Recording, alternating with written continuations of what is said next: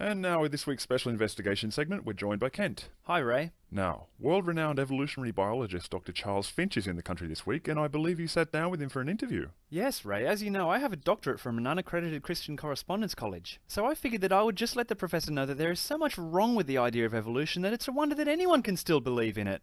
Sounds like Dr. Finch is about to get educated. Let's take a look. Dr. Finch, thanks very much for joining us today. You're very welcome. Perhaps you could start by telling us what you have against the Bible and why you fight against it so vehemently. No, it's not that I'm against the Bible particularly. I really know almost nothing about it.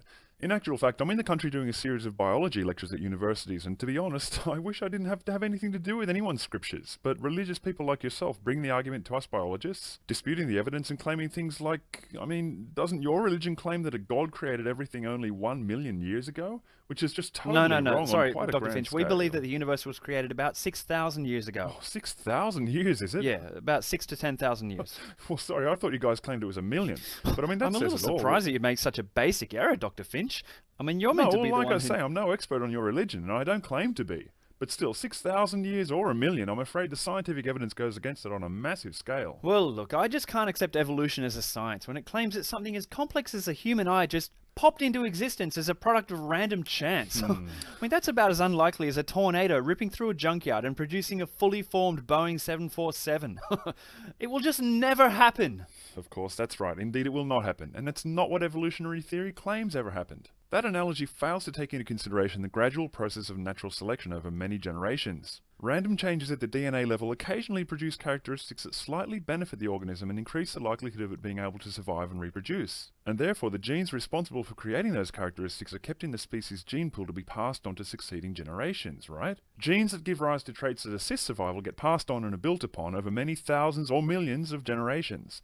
So I'm afraid you're using that tornado analogy suggests that you don't have such an accurate understanding of what evolutionary scientists are actually saying. No, you're quite wrong on that. Evolution says that complex things just popped into existence randomly. No, it doesn't. I just explained that. Okay, let's move on. Evolution claims that humans evolved from monkeys.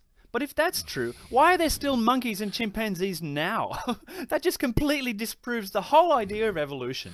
Well, no. See, because evolution doesn't say that we evolved from monkeys that we see in the world today. Evolution says that we and modern monkeys and chimpanzees share a common ancestor.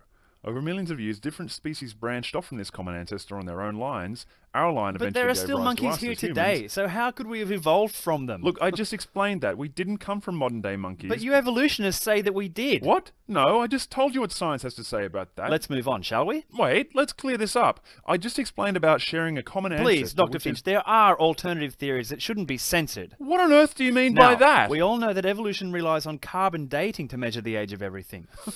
Carbon dating is actually a useless tool of measurement. Well, and it again, has no, been we well don't and use true- carbon dating to measure the age of everything. Carbon dating has very well-known limitations, and for that reason we use a wide range of methods for dating fossils and such as potassium argon and other radioactive isotopes but such still, as thorium. evolution fails as a science in that it claims that complex things like the human eye just popped up randomly. That's like saying that if a tornado went through a junkyard, it would produce a Boeing 747. It's just too Hang on. complex. It will Hang on. never Hang on. happen. Why are you repeating that? That's not what modern biology claims. Evolution is a gradual process of very Yes, I non-random... see you're quite stubborn on that point. Let's move on. Well, it's what evolutionary science actually says. If you knew anything about biology, you wouldn't have to make things up Why about do it you to argue still against... trust carbon dating exclusively? What? We don't. I just explained Why that don't to you you. just put your faith in something with solid evidence to back it up? Like Christianity and creationism. Evidence? Yeah, you don't have any. Hold on, you want to talk about evidence? As I understand it, you guys unquestioningly believe in an ancient book that says some carpenter called Moses died and came back to life at a Christmas party or something. What?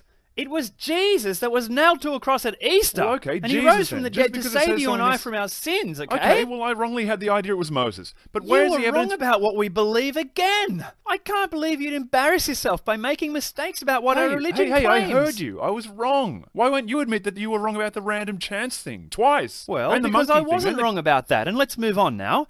Now that we're speaking of evidence, why can't you name even a single example of a fossil of a transitional species? Oh, come on. Don't if even you have just one. read a book on evolution... No, sorry, you'd Dr. see- Finch, sorry, but science requires evidence. And we're afraid that there is simply no evidence for evolution, Right. and that there aren't any transitional fossils. Science hasn't produced even one transitional Look, fossil. Okay. Wait a minute. I'm nearly finished. There isn't any evidence for evolution, and you've never produced even one transitional fossil. Not even one. Oh, come on. And there's no evidence for evolution, and there are no transitional fossils. There aren't any transitional fossils. Not even one. No transitional fossils. Where's the evidence? There isn't any. There's no evidence for evolution. Not even one fossil of a transitional species. Not even one. Can I just correct you on this? Wait. There's no evidence for evolution or transitional fossils. Go ahead. Yes, science does require evidence. And as it happens, museums around the world are full of examples of intermediate species. If you'd only look! We have fossils like Eusthenopteron and Tiktaalik that show the slow, gradual change from fish to four-footed Sorry, animals. no you don't, Well, what Dr. about Sorry, the... nothing yes, like we that. do. And what about the fossils showing the evolution of modern whales via intermediary species such as Pakicetus, Ambulocetus, Tacrocetus, Basilosaurus, all showing the gradual disappearance of the hind limbs and the movement backwards of what eventually became the fossils, blowhole? Dr. Finch. Just name one. Well, yes, there are, and I just did, and I could name many, many more. The fossils of these species show a slow, gradual change over millions of years from one kind of animal to a very But there are no transitional fossils, and whales don't live for millions of years, Dr. Finch. Look, there are no fossils. And the reason that the fossil record doesn't assist you guys is because all of the fossils were laid down in Noah's time. Noah? Isn't that the story of the guy who sailed on a lake of fire for 40 days in a wooden boat?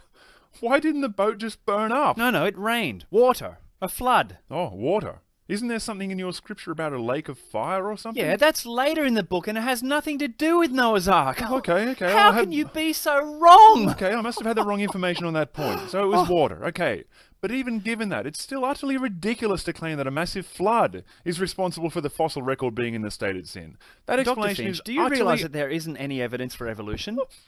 Why do evolutionists like yourself come out and say that the human eye just popped into existence completely at random? Don't you know how unlikely that is? Evolution doesn't say that the human eye sprang up completely at random. Why don't we have... Sorry, look, why don't we have a fossil of a half penguin, half lizard? Or an animal halfway between a slug and a badger? Because and why hasn't a monkey ever given birth to a human? Oh, that would be proof for evolution. Each of those things would completely disprove evolution. How can you not understand that? No, Dr. Finch, since a monkey has never given birth to a human, then that means that evolution is incorrect. If a monkey gave birth to a human, the theory of evolution would be utterly demolished. You just called it a theory. You admitted it. Evolution's only a theory. Did you get that? That's hilarious. If it was a fact, it would be called the fact of evolution. Just like scientists commonly refer to Einstein's fact of relativity and the germ fact of disease and the heliocentric fact. Do I need to teach you what the word theory means in science? No, I'm not interested. It's about time you learned a few things, though, Dr. Finch. You think our religion believes that the world was created 1,000,000 years ago? Listen, how many times have I got to tell you? It was 6,000 to 10,000 years ago. Yes, I heard you. And the Moses thing. Yeah, it was Jesus who rose from the dead, not Moses. Why won't you listen? Well, I did. And Noah, you told me about that too, that he sailed around in a flood. Not on a lake of fire like you think. Hello, I'm trying to teach you certain things. I stand corrected on your claims about these things. Now let's see if you're capable of allowing new facts into that creationist brain of yours. Now, does evolution claim that the eye just popped up at random? Yes. And did we evolve from modern monkeys? No, but evolutionists claim that we did. Oh, okay. Transitional species? Not even one! You can't even name one transitional I'm leaving. species. Any closing statement, Dr. Finch? Yeah, okay. You, sir, are completely ignorant of the basic fundamental facts of the theory of evolution. Let's keep it civil, shall we? If you have to resort to slander and name-calling, then it just shows that you stupid monkey-brained Darwinist Nazi sympathizers have no real argument. Or morals. I'll just sum up by saying that the Big Bang can't have produced everything. Mate, that's cosmology. It's not biology. They have nothing to do with each other. It can't have given us any morals because the second law of thermodynamics would have burned up randomly and monkeys would never have invented DNA. And there are no Boeing 747 fossils that were all laid down in Noah's Ark. Thank you for joining us. Look, buddy, how about you go to a library, open up a book about science, try to learn there's something. No evidence for evolution. Or else no evidence for evolution. Just take There's your no evidence for garbage, evolution. bend over I can't and hear stick you. it up your... So there it is. He was stubborn, arrogant, and knew nothing about the subject. Why don't evolutionists just accept other viewpoints? They're so militant. They just repeat the same old lines over and over. I know, I'm so sick of hearing the same things from them all the time. It's just frustrating now. I won't debate evolutionists anymore. I think it just gives a bad impression. It kind of falsely elevates them to our intellectual level. I mean, we've got thousands of years of 100% consistent non-intervention from an invisible Middle Eastern deity, plus a self-proclaimed infallible text written by cattle-sacrificing Iron Age superstitious nomads, and they've got nothing but 150 years of unbiased, peer-reviewed research and conclusive confirmation of their biological models from across various scientific disciplines. They don't deserve to be on the same platform as us. So that's the last time I debate a history-denying non-creationist. That's a pity. Actually, no. I've changed my mind. Even though all of my arguments were thoroughly debunked decades ago, I want to spend the rest of my life constantly repeating them, so I'll keep on. That's more like it. That tornado through a junkyard thing is a great analogy. They've got no comeback for that. There's no evidence for evolution. Another excellent special investigation, Kent. Once again, letting the facts speak for themselves. Thanks.